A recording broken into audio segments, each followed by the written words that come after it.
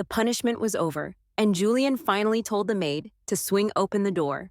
By that time, I had been stuck in the cramped dark space for a solid 3 hours.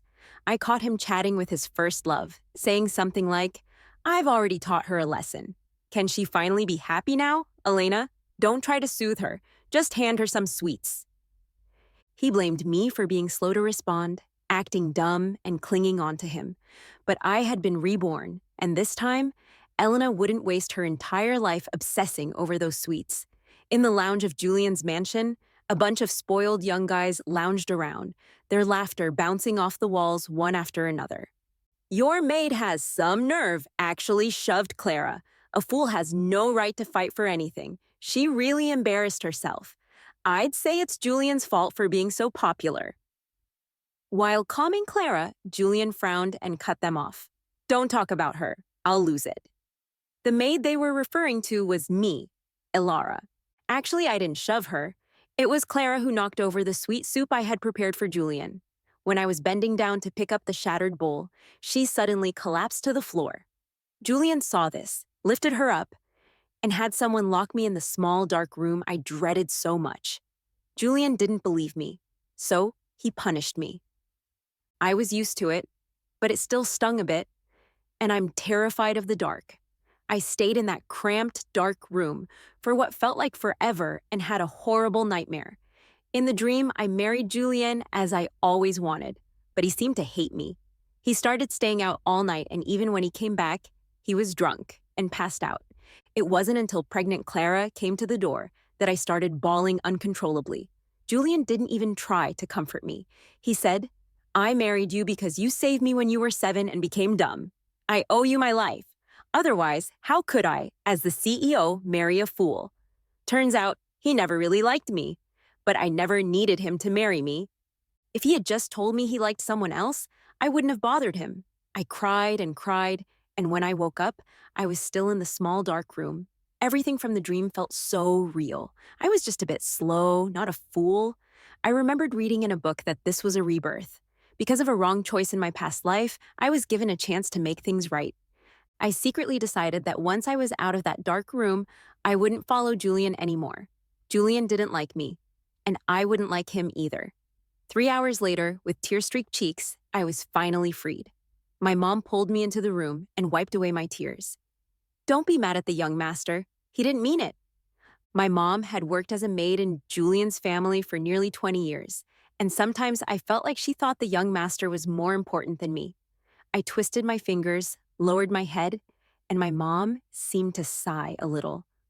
"Who told us we're just maids? You saved the young master, and they've never treated us badly. I've told you before, you and the young master live in 2 different worlds. If you force it, the only one who'll get hurt is you." Actually, she wasn't wrong. We were maids in the young master's house. I saved him back then, and it was just something I was supposed to do. I don't even really remember the incident anymore, but my mom once told me that Julian, when he was 8, dragged me out to play. We got caught in a sudden snowstorm and were stranded in a remote area. To keep Julian safe, I wrapped my coat around him. When I woke up, I had a high fever, and my mind was a bit foggy. The delay caused me to fall slightly behind in normal development, but it didn't affect my life too much. Julian's grandfather felt that I saved Julian's life and also caused me to end up like this. So, out of duty and affection, he had to take responsibility for me. "Mom, I won't bother him anymore." Even though I liked him, I knew that love needs mutual feelings, not one-sided emotions. That's why in my previous life, we both ended up tormenting each other. I was just a bit slow, not an idiot. And in this life, I chose to let go and let Julian go. The next day, I didn't take his car. After getting up early, I switched buses a few times before finally reaching my stop. I worked as Julian's assistant in his family's company, but since I wasn't very quick, I often messed up at work, so the assistant title was just for show. This job was actually forced on me by Julian's grandfather, and Julian had thrown a major fit about it. Since I had already decided to move on, should I quit? I searched on my phone for a long time and found many jobs that seemed right for me. Though not the sharpest, I love snacks, so I planned to sell desserts from a street stall. With that thought, I felt happier and hummed a tune while organizing my files. "Alara, why are you so happy today?" It was a colleague from the HR department. I took a piece of chocolate from my pocket and leaned close to her ear, whispering, "I'm out of here." She was stunned and took the chocolate, looking confused. "Leaving? To where?" "I'm gonna sell desserts." I showed her pictures of treats on my phone and almost drooled. "I don't like working here. I like desserts more." She seemed a bit puzzled. Although I didn't follow the usual procedures to join the company, should I inform Mr. Julian before leaving? I didn't know what she was thinking. After packing my stuff, I grabbed my bag and was about to bounce. But just as I reached the door, I bumped into Julian. He didn't look happy, his face showing a "don't come near me" vibe. Seeing me, his expression darkened even more, and I took a step back, scared. "Alara, you didn't even take the car this morning. Are you throwing a tantrum with me? You shoved Clara yesterday, and I locked you up for just a few hours. Is that why you're pissed at me?" I lowered my head and stared at my hands, nervously twisting them together. Maybe my silence pleased him. He softened his tone and said, "Grandpa told me to take care of you for life. Since I promised, I'll do it. Clara's different from you. She's been spoiled since childhood. You need to be more patient with her in the future." I nodded. After all, I wasn't going to follow him anymore. When he saw me back down, his expression softened a bit, and he walked past me without another word. Once his figure disappeared, I clenched my bag tightly and rushed out the door. That day, I quickly ordered all the tools I needed online and started my dessert venture. But as always, reality was tougher than the dream. Not a single dessert from Alara's Sweets was sold. As I ate the treats, watching people walk by, I felt a bit down. Then I suddenly remembered supermarket samples. Right, I could do that too. This way, none of the desserts would go to waste. I cut the desserts into small pieces and stood on the street, offering them to passers-by. "Hey, want to try my dessert?" I tapped someone on the back, and they froze before turning around. For a moment, I was stunned. He was even more handsome than Julian. He frowned slightly and gave me a quick glance. "I don't have a phone, and I don't have a number." I tilted my head, staring at him in confusion. This guy seemed even dumber than me. I just asked if he wanted dessert, so why mention not having a phone? "I don't want your number, I just want you to eat my dessert." I handed him the treat, and his gaze finally shifted from my face to the small portion in my hand. But he only glanced at it without taking it. "My desserts are really tasty. You'll want to buy some after you try them?" I said, biting my lip shyly. "So, do you want to buy them?" He lifted his hand, his eyes flickering slightly, and finally took a bite, just as I eagerly awaited his reaction. Then, without hesitation, he ordered 30. 30 desserts was a lot, and I wasn't sure how to pack them all. Neil saw this and quietly repacked them for me. Yeah, the guy who looked even better than Julian was named Neil. His voice was so gentle, and he was also my first big client. I looked at him, eyes wide, holding my phone. But just then, my phone rang. It was Julian calling. The moment I answered, Julian's annoyed voice came through. "Alara, did you sneak out again? Although I haven't strictly defined your work, does that mean you can just wander around during working hours? You have 10 minutes to get back to the office, or there will be consequences." By the time the call ended, I didn't even get to say a word. Honestly, I didn't care about my salary anymore since I was selling desserts now. My nose felt a bit sore, and tears just kept falling. Neil frowned, his sharp eyes fixed on me, before pulling out a soft, lightly scented handkerchief from his pocket. "Here, wipe your tears." "Was that your boss?" I nodded, but then shook my head. He looked at me with a mix of confusion and amusement, and after thinking for a moment, he said, "Want to sell desserts at my company? My company is huge and there are lots of employees. You can sell your desserts, and I'll take care of your dessert shop." "I'd love to." Neil paused for a second, the corner of his mouth curling into a slight smile. Good. After all the fuss, it was already afternoon when everything was finally packed up. Alara's dessert shop was set up at his company's entrance, though it was actually inside. Inside, the air was cool from the air conditioner, and it wasn't even hot, selling desserts anymore. Neil was a good guy, and his employees were nice too. My desserts almost sold out. "Alara," the footsteps grew louder and faster, then stopped right in front of me, the sound of high heels clicking sharply. "Is that really you?" I awkwardly wiped my hands on a napkin while arranging the desserts. "Clara, want to buy some dessert?" Clara looked indifferent, her eyes full of disdain. "You're such an idiot. And you're actually doing business? I'm not an idiot, I muttered quietly, handing her the dessert. In my dreams, I broke it up because Julianne liked her, so I had to be nice to her. But she slapped the dessert out of my hand, glaring at me in disgust. Do you even know where this is? You idiot selling desserts in the company? Are you out of your mind?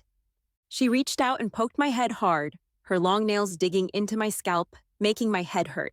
Then she grabbed her phone and dialed a number, muttering something, giving me a look that was half smiling, half mocking. That smile scared me. It reminded me of the first time we met when she splashed water on herself and smiled at me the same way. Julian got so mad when he saw it and punished me by not letting me eat that night. There was also the time before when he made me tear up documents and the time she accidentally tripped. Every time she smiled like that, I knew I was going to get scolded.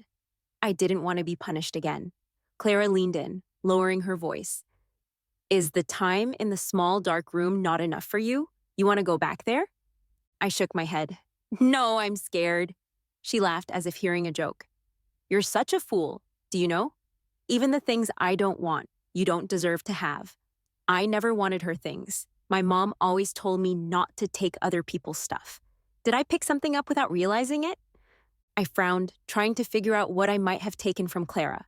I didn't know how much time had passed, but a familiar voice suddenly called out, Alara! This was it. I backed away behind the small table, but Julian grabbed me by the arm and pulled me out, panting, with a face full of displeasure. What are you doing in someone else's company?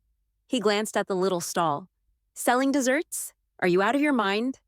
I gave you a position where you could make money by just staying there, and you come here to cause trouble? So I didn't mean to cause trouble. I just wanted to prove I could make money. I pulled out my phone from my pocket, wanting to show him what I'd earned today, but he impatiently grabbed it from my hands and slammed it onto the table. Why can't you sell desserts anywhere else? You had to pick a competitor's company? You really know how to pick your battles. He yanked off my apron. Do you just love embarrassing me? Come on, let's go. I don't want to. I felt a bit sad, but Alara only wanted to sell her desserts, not intentionally make him upset. Let go. Everyone turned to look, and it was Neil, with the receptionist standing by his side. Mr. Julian, are you here to steal my staff? Neil walked calmly toward us, effortlessly removing Julian's hand from my arm. Don't be rough with the girl. He stepped between me and Julian. It was me who asked her to sell desserts here. Alara's desserts are good, and my employees like them. He smiled, warm as jade, but his eyes showed no warmth at all. Julian's brow furrowed. His lips pressed into a tight line. He couldn't understand how I could get along with Neil in such a short time. Mr. Neil, she's not like other people. If you're messing around with other women, I don't care, but I'm taking her with me now. Neil chuckled, his eyes growing even colder. Sorry, I don't think Miss Alara is any different from anyone else. If you want to take her, at least get her permission first. At those words, Julian's expression softened, and he looked at me with a determined smile. Alara, come here. Why did Neil, who I'd known for less than a day, not call me stupid? But Julian, who I'd known for 16 years, say I wasn't normal? Honestly, I didn't ask for much. If he hadn't called me an idiot, I would have left with him. I looked into his eyes and then held onto another person's sleeve. I want to stay. He frowned, and his expression changed almost instantly. Do you know what you're saying? He tried to suppress his anger, extending his hand toward me. Come here quickly. Don't make me angry. My hand, clutching the sleeve of my shirt, tightened further, and I shook my head, my voice even more resolute. I want to stay. Whether it's the staff at the front desk or Neil, no one here would treat me like a fool. I know my own abilities. Maybe I wasn't cut out to be Julian's assistant, but I could make delicious desserts. Alara wanted someone to praise her, and I wouldn't have to hear those comments about being a fool anymore. Julian dropped his hand and sneered lightly. You throw a tantrum just because I gave you a little punishment yesterday. If you don't want to come back, then never come back. When I lifted my head, Julian was already walking away. Clara, standing to the side, had a whirlwind of thoughts but could only force a smile as she asked Neil, Neil, when did you get so close to Alara? Neil gave her a faint sidelong glance. Miss Clara, is there something you need? The charity gala next month. If you're short on a partner, She trailed off. hinting at something. Neil interrupted her, rejecting her offer. Sorry, I haven't decided if I'm going yet. Then, turning his attention to me, he asked, Are the desserts all sold out? I nodded. Neil couldn't help but smile slightly. Then, I'll help you clean up, and I'll take you home later. Clara watched the easy, familiar interaction between the two of us, fuming with jealousy, but all she could do was swallow her anger. By the time we finished cleaning up, Neil hadn't spared Clara another glance, and she had no choice but to leave, seething. She channeled all her frustration onto that fool, her mind racing as she pulled out her phone, her fingers furiously tapping the screen. You can come anytime tomorrow. Just swipe your face here. Neil pointed to the nearby electronic screen.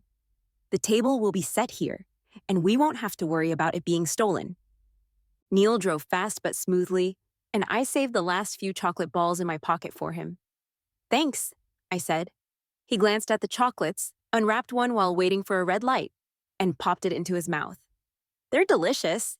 His praise made me happy. He offered me another. You should have one too. I shook my head. Can't, I'll get scolded. Once when I was hungry and ate some bread in Julian's car, he told me I'd dirty his car and ordered me to eat outside before coming back in.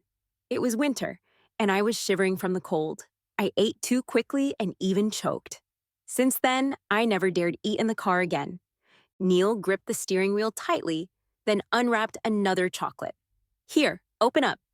At my confused look, he smiled and explained, Alara, you can eat whatever you want in my car. We stopped near Julian's family estate, and I grabbed my bag before getting out. Do you live here? I nodded. Are you Julian's fiancé? Neil's confusion deepened, especially considering Julian's appearance earlier today. He vaguely recalled hearing about Julian having a childhood sweetheart fiancé, but if she was his fiancé, why would another man talk to her that way? I leaned against the car window. Don't say that. Julian will get mad if he hears. As his thoughts swirled, he only heard me speak slowly. I'm just a maid in his family. My mom's a maid too. I'm not his fiancé. If he hears, he'll be upset, and he'll even hit you. A year ago, I brought Julian and his friend a fruit platter as my mom asked. His friend teased that I was his little wife, but the next second, Julian's face darkened, and he kicked his friend. His voice was cold, and to this day, I still remember what he said. Don't associate me with a fool. If you want to marry her, go ahead, but it's unlucky. Thinking of this, I grew anxious and leaned closer to Neil, whispering, So please don't call me his fiancé. I don't want you to get hurt.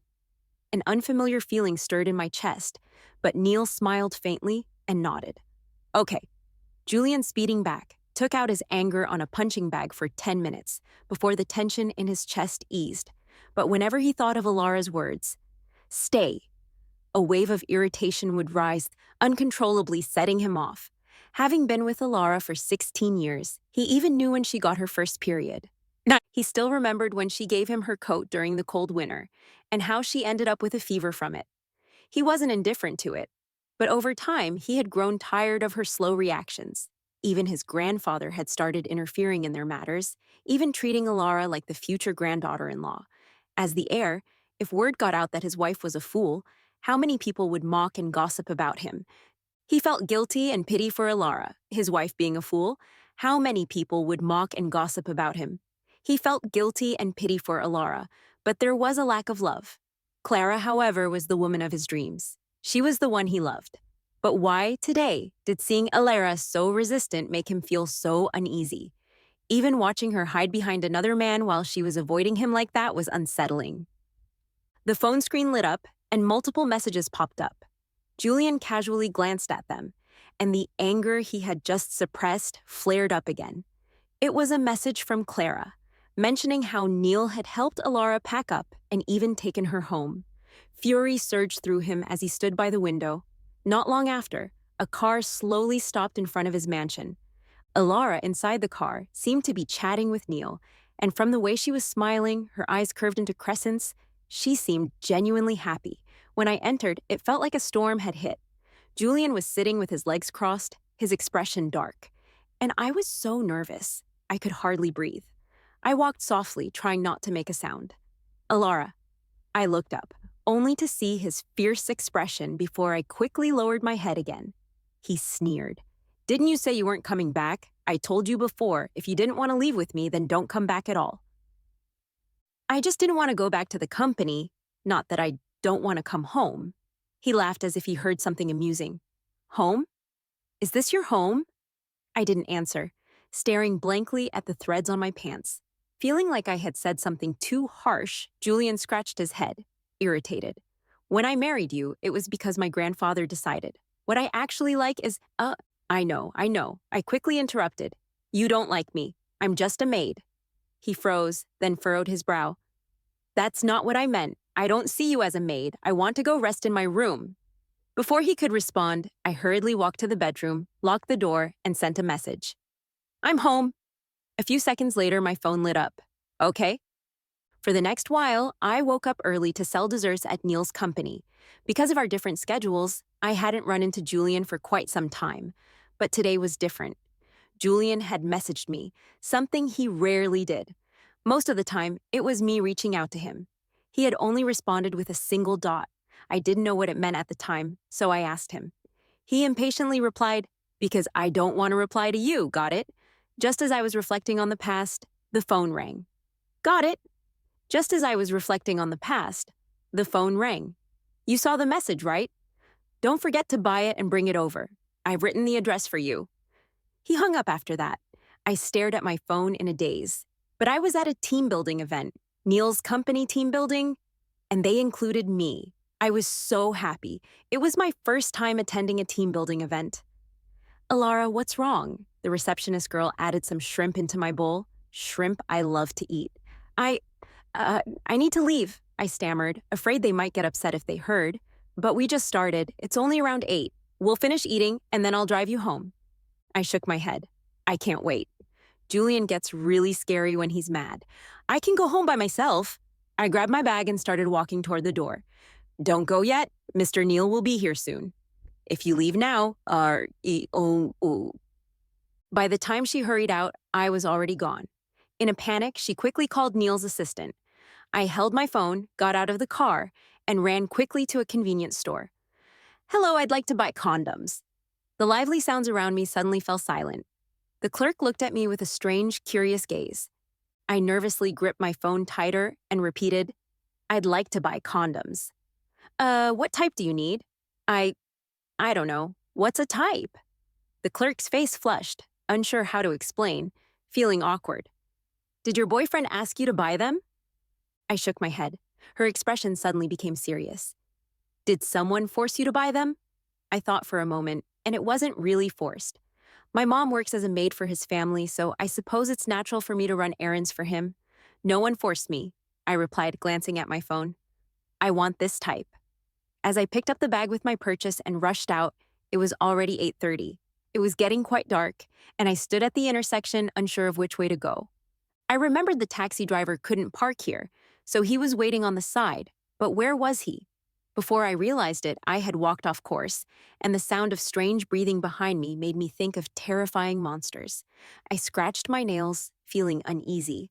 I stopped, and the footsteps behind me stopped too. It reminded me of a movie I had seen, where the heroine was taken away by bad people like this. The more I thought about it, the more frightened I became, and I ran forward. Behind me came muffled grunts and the sound of something falling, then silence. I didn't dare stop, running faster and faster. A hand suddenly landed on my shoulder. "Help!" I swung the bag at him. "Alara!" My hand was gently grasped. "It's me, Neil." I blinked. It really was Neil. Then I threw myself into his arms, crying, thinking there were bad people. Neil, both amused and helpless, patted my back. But I was right, there were bad people, and thankfully, he arrived just in time. He looked down and saw a large pile of condoms on the ground under the warm yellow streetlight. His expression darkened. "Alara, you came out just to buy this? Did Julian ask you to buy them?" I nodded hesitantly, still a bit frightened. After a long silence, Neil spoke. "Let's go home. But I need to deliver these to Julian." He picked them up, placed them in a bag, and tied it shut. "You don't need to deliver them. Let's go home first." After a pause, he added, "Come to my home." He thought that if Julian didn't appreciate her, he would cherish her instead. He really liked her. Meanwhile, at the hotel, Julian was playing cards, his irritation growing. He slammed the cards down on the table. "I'm done playing." The others exchanged glances, and Clara looked a bit stiff. "What's wrong with you?" Julian glanced out the window at the heavy dark sky, feeling even more frustrated inside. Lately, he had noticed that Alara was purposely avoiding him. Every time they bumped into each other, she seemed so happy. How long had it been since he saw her smile? He didn't know. He only knew that he regretted some of the things he had said to her before. He didn't actually mind her being around, but because of his grandfather's arrangement, it felt like he was being controlled. He didn't like being forced into things, and even less did he want to admit that maybe he was developing feelings for Alara. Truth or dare was off the table. With that, Julian stood up and walked toward the door. He didn't want Alara to be treated like a joke, something to call on and dismiss at will. He dialed Alara's number over and over. No answer. He felt uneasy and kept calling until finally it rang through. His face lit up. But when the phone was answered, it wasn't Alara's voice. It was a man's voice, Neil's. He said Alara was at his place and would be sent home in the morning. As soon as he finished speaking, he hung up. When Julian tried calling again, the phone was already off. The shadows under the streetlights slowly blended into the night. It was summer, but for some reason, Julian felt a cold shiver down his spine. Neil brought me back to his house, carefully wiping away my tears and even tidying up the room. "Here, wear my clothes. I'll send some more over tomorrow," he said, placing the pajamas next to me. "Get some sleep. Everything will be okay." Neil made all the arrangements on his own, without asking for my opinion, suddenly bringing me here. After preparing everything, he spoke softly. "If you want to go home, I can take you back." I lifted my gaze from the clothes to his face and shook my head violently. "I don't want to go home. Can I stay here?" "Okay, don't be scared. Go wash up." Maybe because I had been followed last night, I was still trembling with fear. Neil stayed by my side, holding my hand, and I slowly fell asleep. When I woke up, it was already the next morning. On the table was a note from Neil, and the porridge was still warm.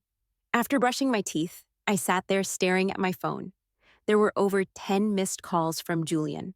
I thought about calling him back, but suddenly I just felt so tired. Why, no matter how much I try not to bother them, do I still feel this upset? The book said that after being reborn, as long as I stayed away, I would find happiness. Why couldn't I feel it? Was I not worthy of it? Last night I hadn't delivered the items. Would I be scolded again? But I didn't want to be scolded. I wanted to be praised. Suddenly the door opened. Neil had been distracted at work all morning, and realizing he hadn't been very productive, came back to his car. "Alara," he stood in front of me. "Have you had breakfast?" "I don't want to eat." He put on an apron. "I'll make you a sandwich, okay? You need to eat something. If you don't, you'll get stomach problems, maybe even frequent stomach aches." He quickly cracked an egg into a bowl, hesitating for a moment before continuing. "Once you eat, I'll take you home." I stood up feeling uneasy and softly said, He's gonna scold me.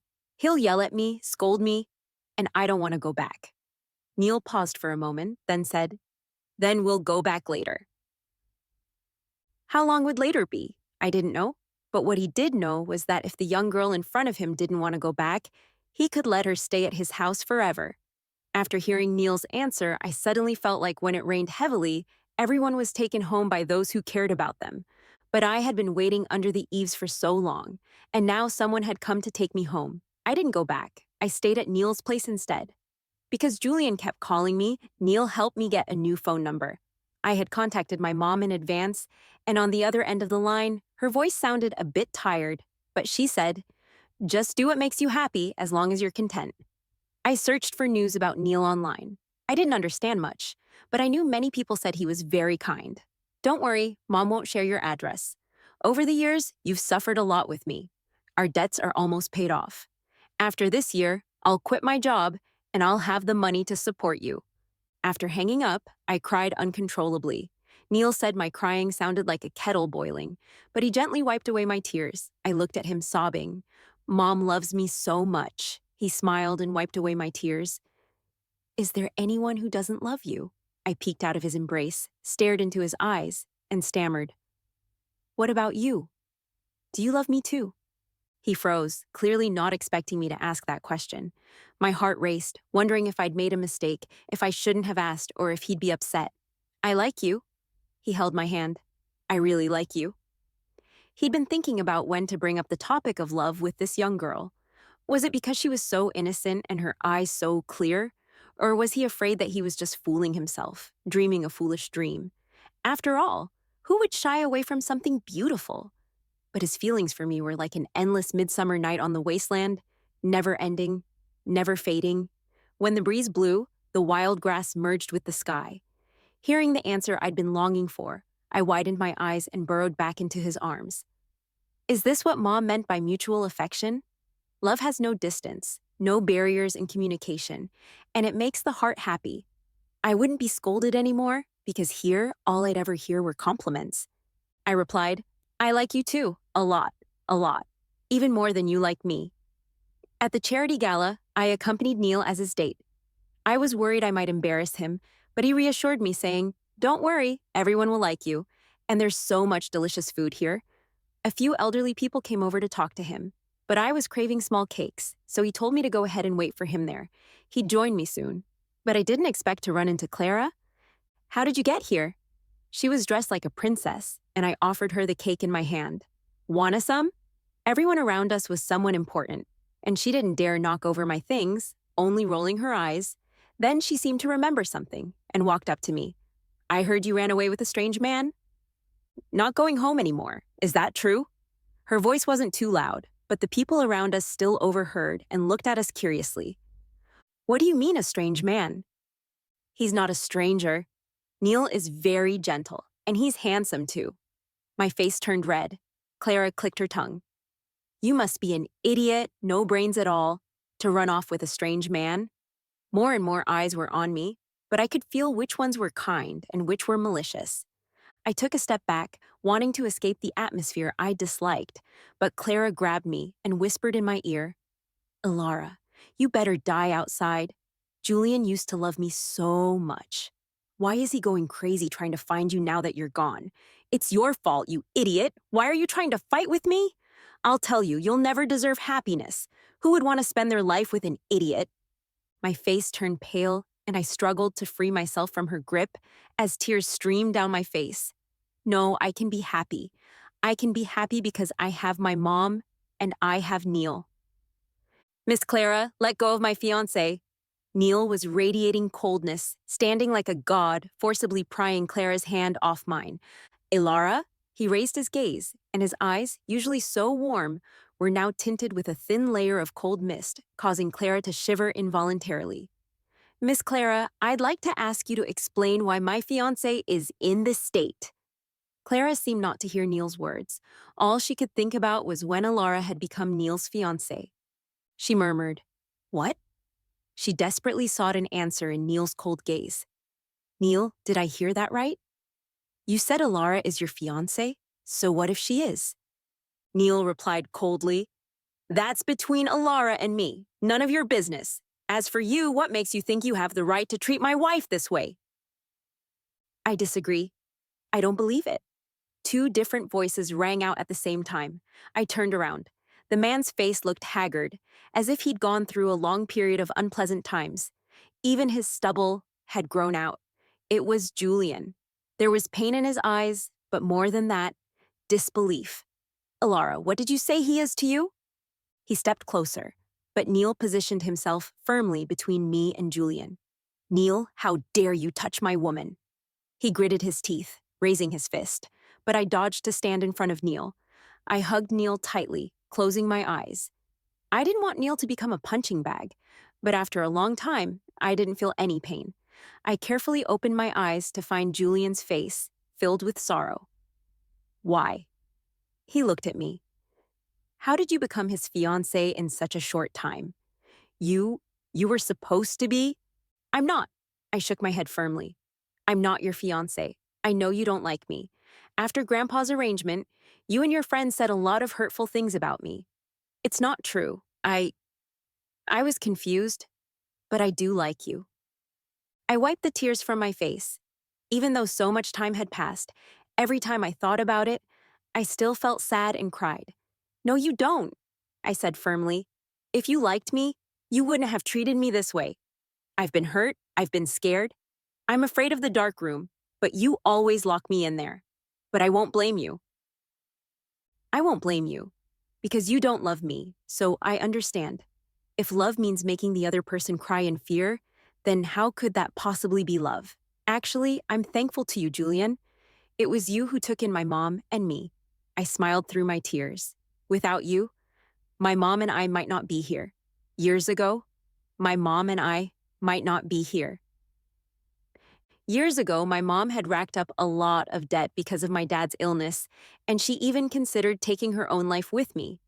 It was Julian who happened to pass by in a car and said, "If you have no money, then work for me. But you saved me too." Julian's eyes were filled with anger, and he reached out with hope in his eyes. "We can start over. We don't owe each other anything now." I shook my head and rejected him, holding Neil's hand. "I'm happy now, and I want to keep being happy. This time, let's say goodbye properly, Julian. Goodbye." Neil didn't say anything because it seemed like there was no need for him to say anything now. At that moment, Julian's back, which had once been so straight, suddenly bent. The time from summer to winter passed in just a few months. As the year drew to a close, my mom quit her job and opened a small snack shop. She even bought a little secondhand house. She said, "My daughter loves snacks the most, so I opened the shop so she can eat as much as she wants." Also, near the end of the year, Neil and I got engaged. A few days before the wedding preparations, I saw Julian. He looked so thin, almost like he was sick. "I heard you're getting married," he said, his expression dim. "Don't worry, I'm not trying to interfere with you." I hesitated for a moment, then jogged over. "I know." He paused, struggling to speak.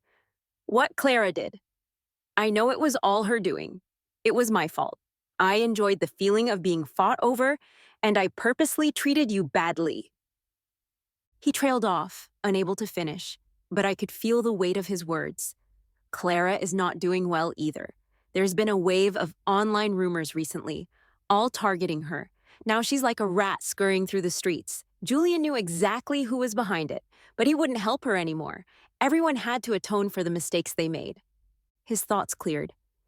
"At the time, I thought you'd never leave me, so I hurt you a lot. Alara, now all I want is for you to be happy." So that's how it was. He knew everything, but at least it was all in the past now. "I have a bad memory. I've already forgotten." I thought for a moment, then pulled a chocolate ball from my pocket and handed it to him. "Want some candy?" He froze, then slowly took it from me. "Alara," Neil called from behind me, and I responded. I turned back to Julian. "You should eat regular meals. You're too thin. If you don't eat, your stomach will hurt, and you'll get sick." After saying that, I ran toward Neil. Suddenly, something occurred to me, and I turned back to wave at Julian. "Julian, I forgive you." Neil wrapped his arm around my shoulder, never giving Julian another glance, and shut the door behind us. Julian stood there, staring at the chocolate ball in his hand, then suddenly covered his eyes with both hands and began to sob, the sound full of despair from loss. "What's that sound?" I leaned toward the window, but Neil stopped me. He pulled me close, pressing me against his chest. "Alara, today you should focus on me." His warm breath scorched my face as he gently kissed my forehead. "Am I handsome?" His voice was different from usual, sweet like candy with cream, a double dose of sweetness. I blushed and nodded. "Yes, you're handsome." "Do you like me?" I nodded again. "I like you." His breath grew closer, so close that I could smell the sweetness of the chocolate ball he had just eaten. Eventually, I could even taste the chocolate ball on his lips. Out of the corner of my eye, I noticed the snowflakes gently falling outside the window. "It's snowing." Neil tapped the tip of my nose. "We'll play later." I felt so happy. Finally, Alara could enjoy the snow and have a snowball fight this winter.